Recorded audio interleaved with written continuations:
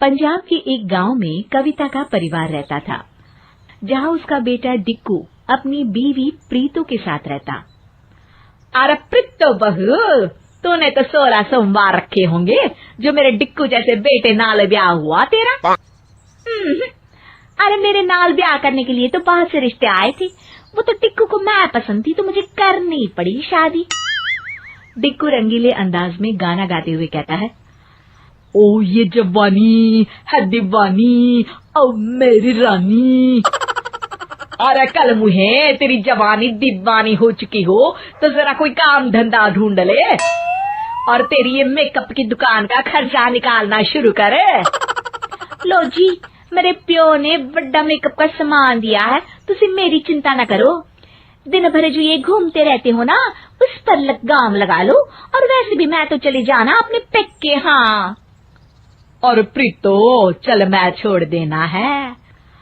चुप प्रीतो के प्यो, वो क्यों जाएगी, फिर घर का काम क्या तेरी माँ करेगी। डिक्कू वहाँ से गाना गाते हुए चला जाता है। डिक्कू ना कोई काम करता न था, उल्टा सारा दिन घर से बाहर रहता। एक दिन डिक्कू कहता है, और प्रीतो मुझे एक नया फोन लेना था, लेकिन पैसे नहीं है। मेरे सारे दोस्त स्मार्टफोन यूज करते हैं, ते फेसबुक और इंस्टा में अकाउंट बनाते हैं। प्रीतो अपनी सोने की अंगूठी निकालकर डिक्कू को दे देती है। ओ ए गल, ये लो, तुसी कभी ऐ ना समझना कि तुसी कमाते नहीं हो, तो प्रीतो है ना, वो आपके लिए कुछ भी करेगी। हाँ। अगले दिन कविता की नजर प्रीतो की उंगली पर पड़ती है। अरे प्रीतो, तेरी अंगूठी कहाँ है? ओ मांडी काम करते वक्त अटकती थी, इसलिए उतार दिया था। कविता प्रीतो की बात मान जाती है। अगले दिन डिक्कू फिर प्रीतो के पास आता है। अरे प्रीतो, वो मेरे दोस्त की बहन है, उसकी शादी होने वाली है, लेकिन उसके पास कोई महंगे कपड़े नहीं है।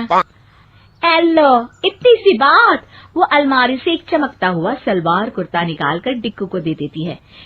ये लो जी, ए दे देना उन्हें, उन लोगों को भी तो पता चले कि डिक्कू काम भले ना करे, लेकिन दिल बड़ा है। डिक्कू की आदतें अब बदल जाती हैं। वो कभी प्रीतो से कुछ मांगता तो कभी देर तक बाहर रहता और सारा दिन मोबाइल पर घुसा रहता। एक दिन, हाय हाय मैं लौट गई मांझी, ये बोलकर वो कविता के पास आती है और रोने लगती है। अरे क्या हुआ आलमारा, क्यों मनोज कुमार की शक्ल में मीना कुमारी की आवाज निकाल रही है? अरे माँ जी, तुम्हारे बेटे डिक्कू ने तो घर के बाहर दूसरी लड़की पटा रखी है। हे भगवान, अब मैं क्या करूं? तभी वहाँ डिक्कू आ जाता है। प्रीतो फिल्मी अंदाज में कहती है, हे मेरे प्राणनाथ, मैंने तुम्हें क्या समझा था और तुम क्या निकले? धोखा धोखा दे दिया अपनी प्रीतो को। अरे बस कर बस, तेरी ओवर एक्टिंग की खबर बाद में लेती हूँ, लेकिन पहले जरा इस डिक्कू का बैंड तो बजा लूं। और फिर अपने बेटे की तरफ देखकर कहती है, हाँ भाई, क्या लगा रखा है, एक फोन में 2 सिम? देख बेटा, ये ठीक नहीं है।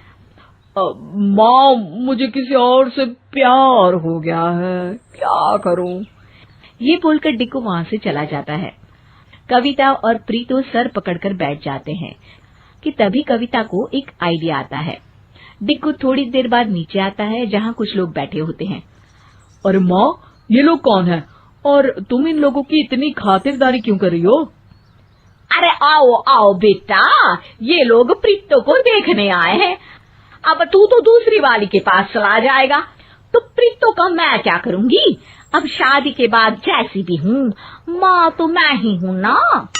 डिक्कू की नजर तभी प्रीतो पर पड़ती है, जो सज धज कर काफी सुंदर लग रही होती है। सुन लो, कान खोलकर काम ना खराब करना मेरे होने वाले पति पार्ट 2 के सामने। हाँ, पति पार्ट 2? और क्या, अब तुम पार्ट 1 हो तो ये पार्ट 2 ही तो हुआ ना। प्रीतो हंसने लगती है। डिक्कू को ये सब ठीक नहीं लगता, लेकिन बेमन से माँ के कहने पर वो वहाँ बैठ जाता है कि तभी लड़का डिक्कू से पूछता है, अरे एप्पल फोन के पुराने वर्जन, जरा ये तो बताओ कि प्रीतो को क्यों छोड़ा? खाना पीना तो बना लेती है ना, लड़ती तो नहीं ना, और सपोर्टिव नहीं है क्या? डिक्कू को उसकी बात पर गुस्सा आ जाता है, लेकिन वो खुद को संभाल कर उसे डांट कर पूछता है, मतलब क्या बोलना चाहते हो? साफ साफ बोलो। अरे मतलब चालाक है प्रीतो, तुम्हारी जरूरत में क्या कभी तुम्हारा साथ नहीं दिया, तुम्हारी बात नहीं मानी, या फिर वो लड़का आगे कुछ बोलता कि डिक्कू को गुस्सा आ जाता है। ओए ओए, रूम के खटमल वाले बेड, सुन, उठा अपना बोरिया बिस्तर और निकल यहाँ से। प्रीतो एक बहुत अच्छी लड़की है, अपने से पहले मेरे बारे में सोचती है, मेरी हर झूठी बात को भी सच मानती है, और मेरे घर में हंसी खुशी का माहौल भी रखती है। बस बस भाई, अगर इतनी ही अच्छी है तो तू क्यों छोड़ता? अरे क्योंकि मेरा दिमाग खराब हो गया था, लेकिन अब नहीं, चलो भाग जाए यहाँ से। अरे डिक्कू, ये भाग जाएगा तो कौन शादी करेगा प्रीतो से, और वो नहीं जाएगी तो नहीं कैसे आएगी? माँ मुझे माफ कर दे, मैं गलत था। प्रीतो दुनिया की सबसे अच्छी लड़की है, निकम्मा तो मैं था, लेकिन फिर भी उसने मेरा साथ दिया। फिर वो प्रीतो के पास जाता है। मुझे माफ कर दे प्रीतो, मैं आगे से कहीं नहीं जाऊंगा। और फिर सारा परिवार पहले जैसे ही खुशहाल हो जाता है।